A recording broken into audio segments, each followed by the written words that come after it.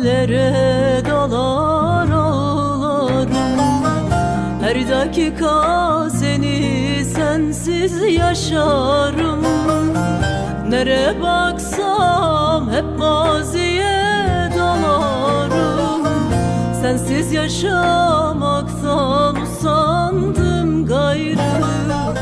Sensiz yaşamaktan usandım gayrı. O güzel anılar bir hayal şimdi. Çılgın rüzgar gibi esip de bitti. Sevgi değil beni hasret bitirdi.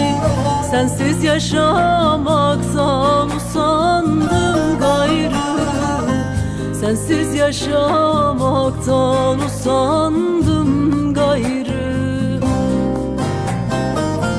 Sevgi değil beni hasret bitirdi. Sensiz yaşamaktan usandım gayrı. Sensiz yaşamaktan usandım gayrı. Kime güvendiysem kıymet bilmiyor artık. Yalan dünya, gayrı usandım senden. Geçen güzel günler geri gelmiyor artık. Yalan dünya, gayrı usandım senden.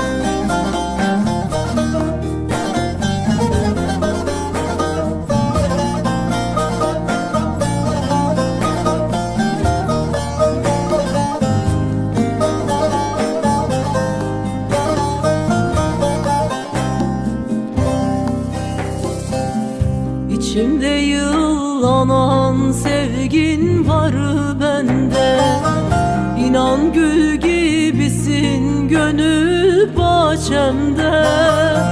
Gözyaşı dökmekte varmış kaderde. Sensiz yaşamaktan usandım gayrı. Sensiz yaşamaktan usandım gayrı. O güzel anılar bir hayal şimdi. Çılgın rüzgar gibi esip de bitti. Sevgi değil beni hasret bitirdi.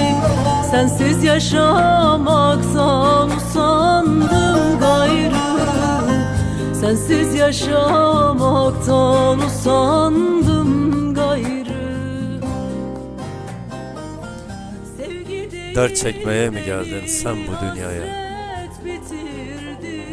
Cahiller elinden düştün dert kana. İsyanım sitemim sanadır sana. Yalan dünya, yalan dünya, gayrı usandım senden.